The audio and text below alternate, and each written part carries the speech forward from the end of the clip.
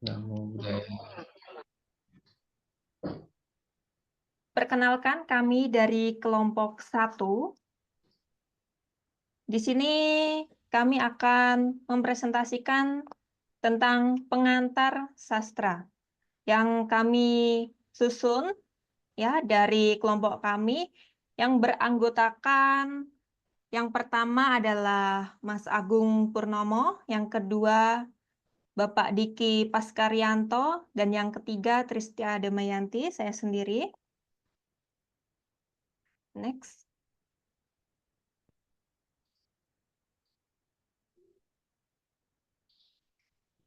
Nah, di sini kita akan membahas mengenai pengantar sastra.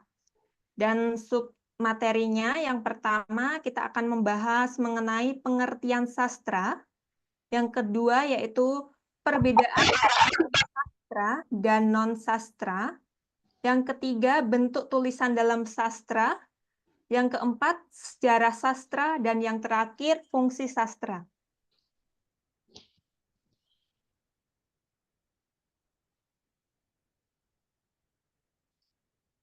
Yang pertama yaitu pengertian mengenai sastra.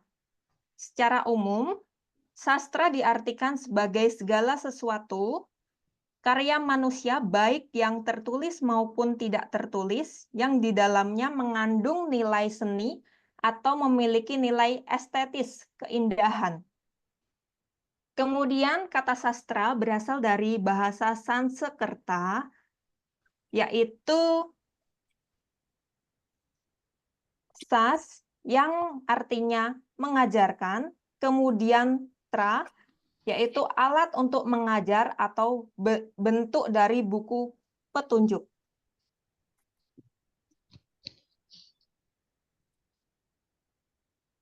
Nah, di sini ada 9 pengertian sastra menurut para ahli. Yang pertama ada pengertian sastra menurut Rinwilk dan Austin Wieren, yang membahas mengenai sastra yang merupakan karya imajinatif menggunakan bahasa sebagai medium untuk menyampaikan pengalaman estetik, emosional, dan intelektual. Yang kedua, ada pengertian sastra dari ahli Sapardi Djoko Damono, yaitu sastra sebagai karya seni yang menggunakan bahasa sebagai media utama. Nah, bahasa sebagai instrumen utama dalam menciptakan sastra dan menyampaikan pesan lebih dalam melalui penggunaan bahasa yang estetis. Yang ketiga ada filsuf yang bernama Plato, yaitu sastra sebagai tiruan atau refleksi dari realitas, sesuatu yang meniru dari dunia nyata yang dapat mempengaruhi emosi dan pikiran manusia. Yang terakhir, yang keempat, yaitu ada Aristoteles yang merupakan seorang filsuf atau sekaligus seorang murid dari Plato itu sendiri, yaitu memiliki pengertian sastra, yaitu sastra sebagai seni imitasi atau mimesis, tidak hanya meniru realitas, tetapi juga memperbaikinya.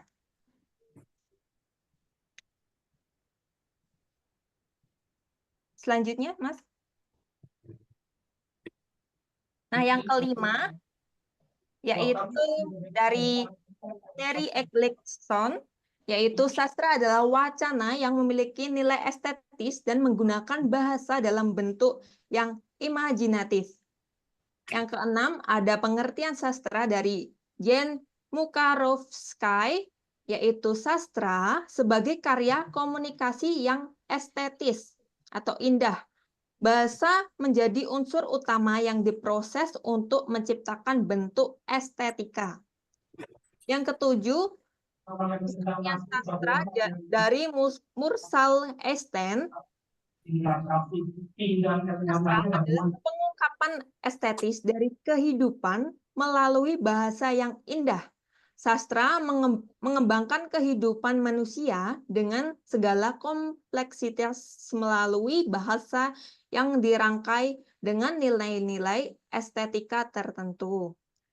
Yang kesembilan yaitu pengertian sastra oleh Semi, yaitu sastra adalah ekspresi pikiran dan perasaan manusia yang dituangkan melalui bahasa yang penuh makna dan estetis. Jadi sastra tidak hanya menyampaikan tentang ide-ide saja. Nah, ringkasan dari 9 ahli tersebut mengenai pengertian sastra, ya, ada yang pertama, poin pertama yaitu tentang sastra sebagai seni bahasa. Yang kedua, sastra sebagai cerminan kehidupan. Yang ketiga yaitu sastra sebagai pengalaman estetis. Dan yang keempat, sastra sebagai ekspresi emosional dan intelektual. Nah, jadi di sini sastra adalah ekspresi dari pikiran, perasaan, pengalaman manusia yang dituangkan ke dalam karya seni yang disebut sastra. Ya, selanjutnya. Nah, untuk perbedaan sastra dan bentuk tulisan lainnya bisa dilanjutkan oleh Mas Agung.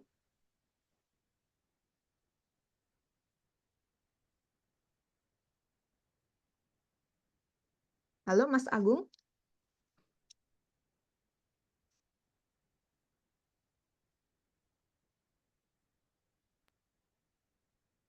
Sebentar, ada kendala jaringan. Oh ya, baik.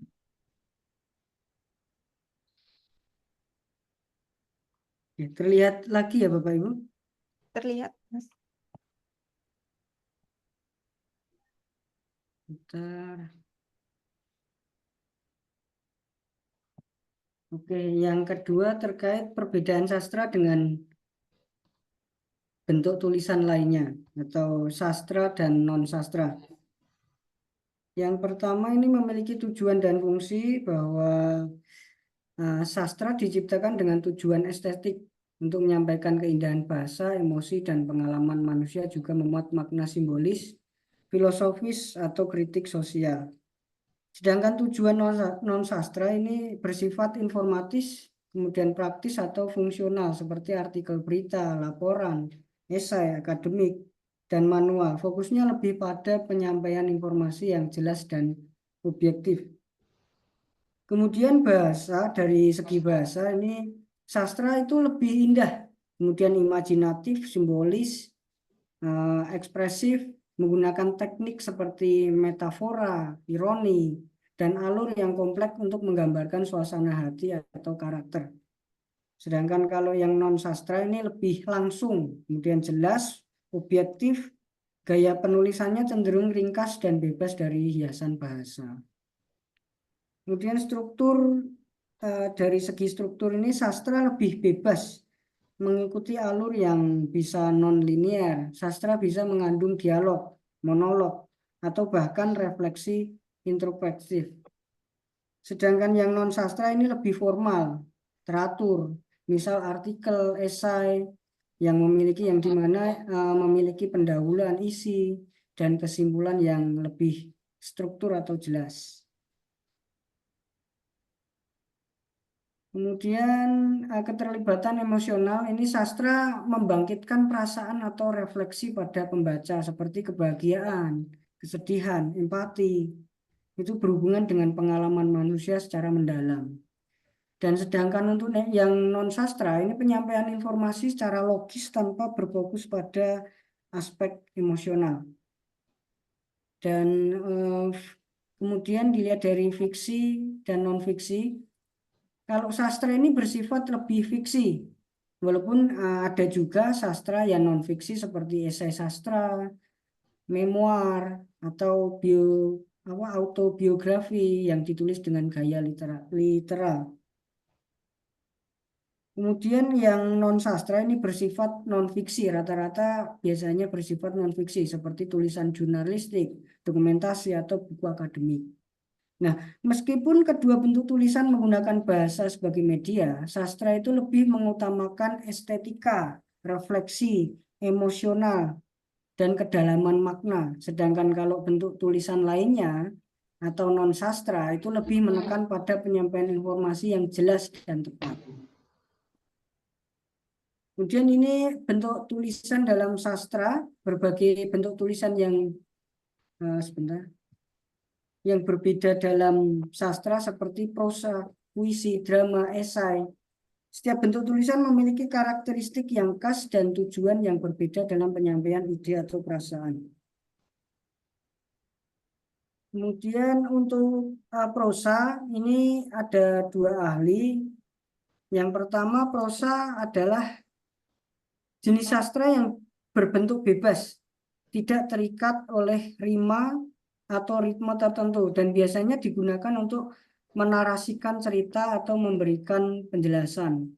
Kemudian sedangkan Robert Scholes ini menyampaikan bahwa prosa adalah karya naratif yang biasanya bersifat realistis, digunakan untuk menggambarkan kehidupan sehari-hari manusia dengan bahasa yang tidak aturan formal seperti puisi. Terdapat ciri-ciri prosa ini, yang pertama tidak terikat oleh aturan rima atau ritme. Kemudian berisi narasi, deskripsi, atau dialog. Dan kemudian bentuk prosa termasuk novel, cerpen, dan karya non-fiksi. Selanjutnya yang kedua tentang bentuk tulisan puisi.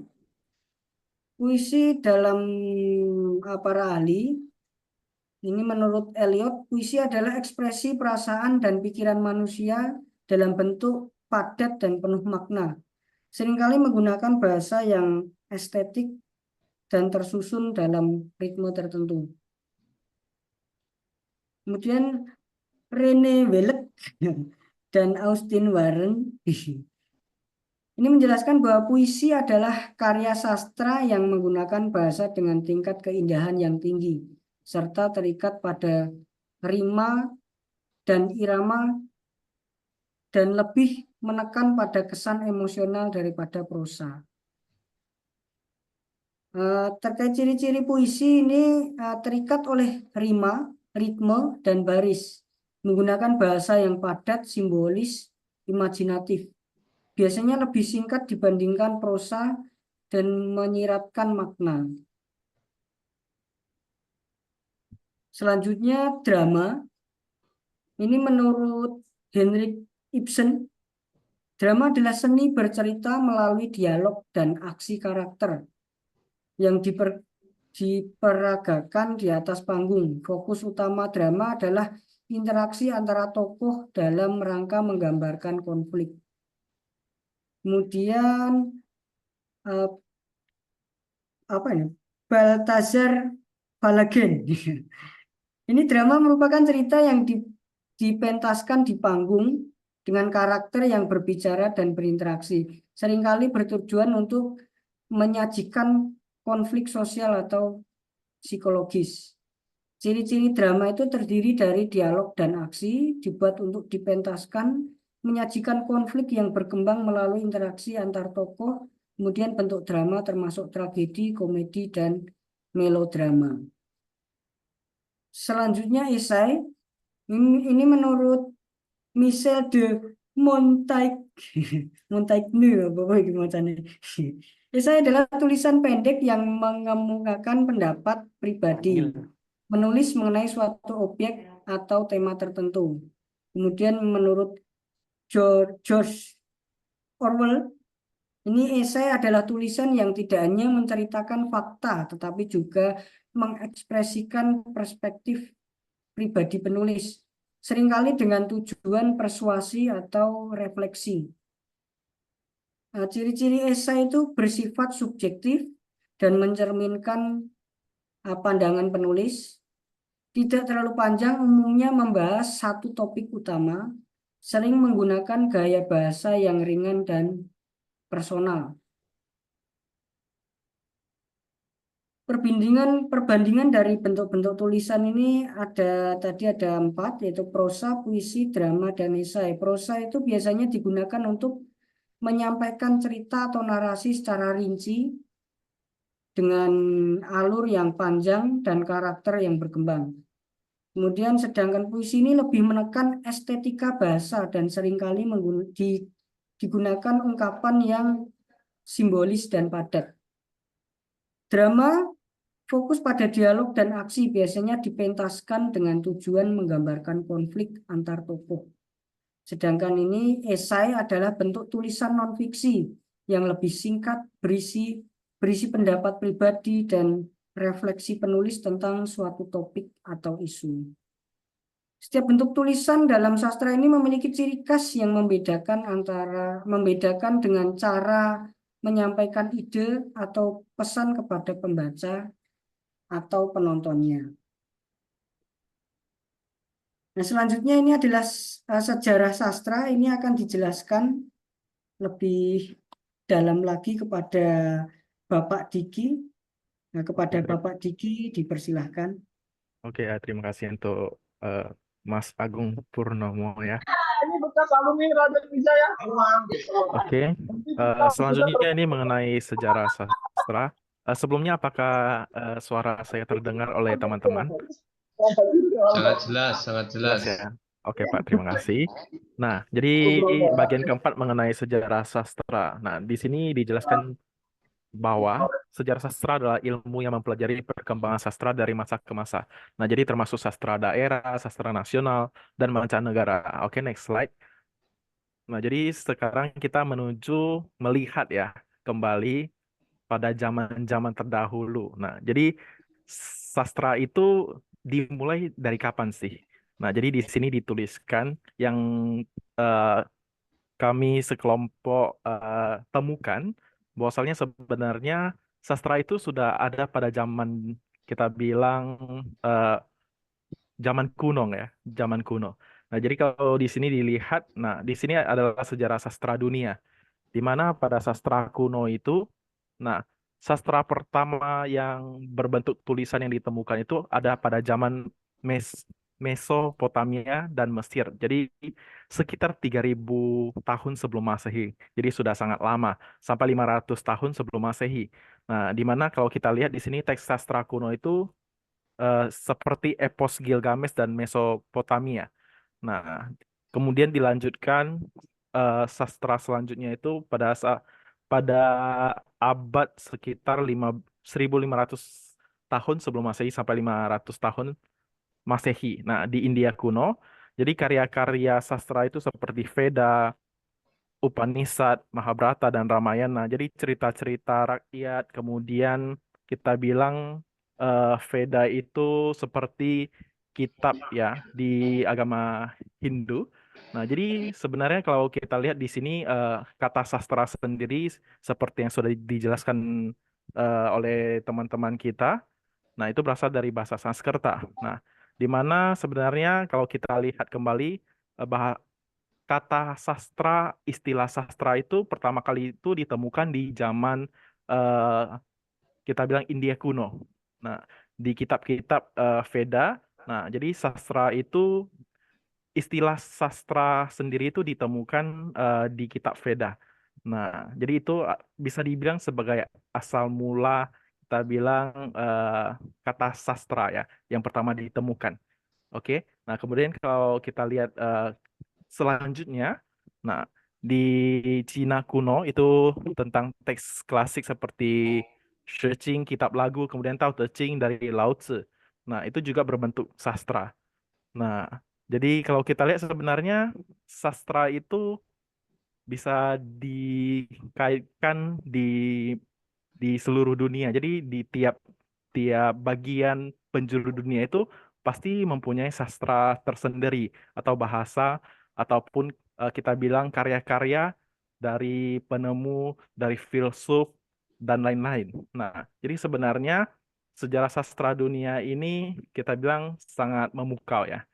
Nah, jadi tidak perlu dijelaskan secara lebih rinci. Jadi seperti yang kita lihat, memang sebenarnya sastra ini sudah ada sejak zaman dulu. di belahan dunia manapun. Oke, selanjutnya kalau kita lihat menuju ke abad pertengahan, nah sastra itu berkembang. Nah, dimulai dari sastra Eropa abad pertengahan itu setelah Masehi, 500 tahun setelah Masehi sampai 1500 Masehi. Kemudian ada sastra Arab dan Persia. Nah, di mana menceritakan tentang 1001 malam. Nah, itu ada sekitar 600 setelah Masehi sampai 1500 setelah Masehi. Nah, sampai sekarang sastra modern yang mungkin kita kenal, nah eh, itu sekitar 1500 sampai 1700 setelah Masehi. Nah, sampai pasca modernisme dan kontemporer sampai sekarang. Oke, next slide.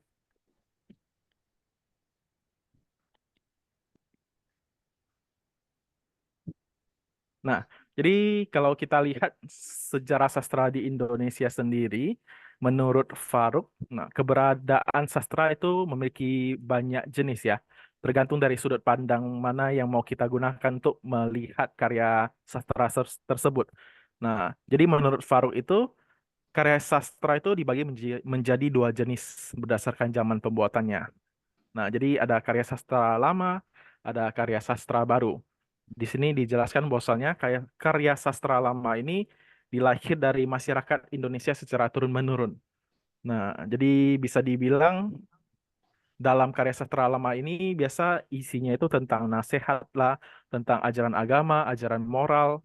Jadi bisa dibilang itu secara turun-menurun. Jadi membentuk suatu kebudayaan lah ya.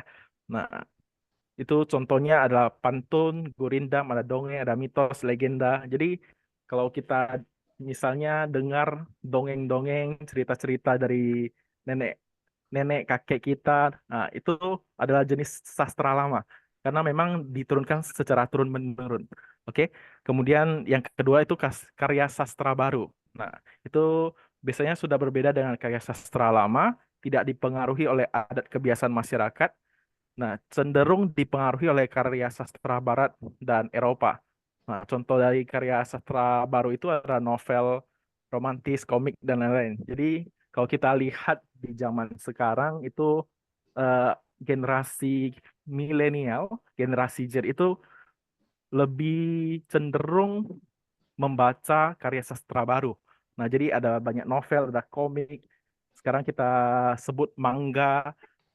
Nah, jadi kebanyakan sekarang anak zaman milenial itu lebih kita bilang terpacu pada karya sastra baru seperti itu. Oke, next slide.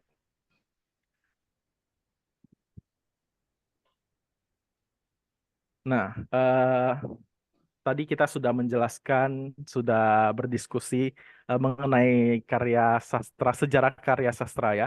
Nah, jadi sekarang kita masuk ke fungsi dari karya sastra itu sendiri.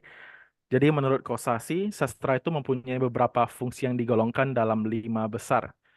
Ya, ada fungsi rekreatif, ada fungsi didaktif, ada fungsi estetis, ada fungsi moralitas, ada fungsi religiusitas. Nah, jadi kalau kita lihat fungsi estetika itu apa sih?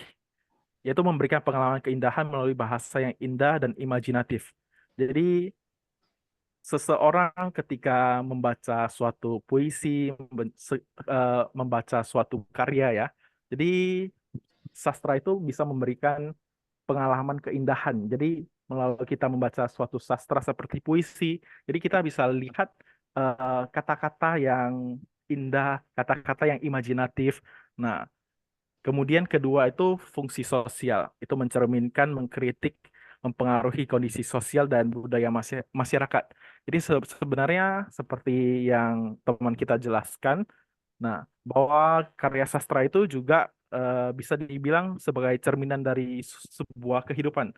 Nah, jadi sastra itu sering dianggap sebagai bentuk tiruan atau refleksi dari realitas kehidupan menurut Plato atau Aristoteles. Nah, jadi itu masuk ke fungsi sosial nih. Oke. Kemudian selanjutnya ada fungsi moral, fungsi edukatif. Tentu saja sastra itu mengajarkan nilai-nilai tentang moral dan memberikan pelajaran kehidupan. Itu sudah pasti. Kemudian ada fungsi ekspresif, sarana ekspresi, perasaan, emosi, kemudian pemikiran pengarang. Nah, Kemudian ada fungsi katarsis, yaitu membantu pembaca, penonton membersihkan dan menyeimbangkan emosi melalui pengalaman estetis. Jadi seringkali kalau kita sudah penat, kita sudah stres, nah kadang kita bisa baca novel, baca buku, itu bisa merilis ya. Jadi membantu kita sebagai pembaca untuk membersihkan atau menyeimbangkan emosi kita. Nah, kemudian yang terakhir adalah fungsi pengembangan kesadaran, yaitu membangun kesadaran pembaca terhadap diri sendiri dan dunia di sekitarnya. Karena memang kalau kita lihat sastra itu banyak sekali jenisnya. Jadi pada saat kita membaca suatu sastra, suatu karya, itu bisa membangun sebuah kesadaran yang baru.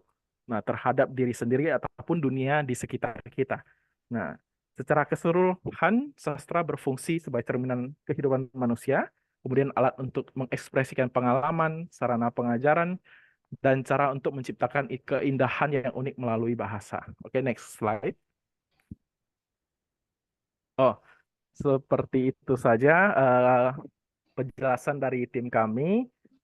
Kalau ada kata-kata yang salah, kata yang kurang dimengerti, mohon bimbingannya Bapak dosen. Kemudian terima kasih untuk tim-tim kita juga, teman-teman kita. Selamat malam, Namo Buddhaya. Saya kembalikan ke moderator.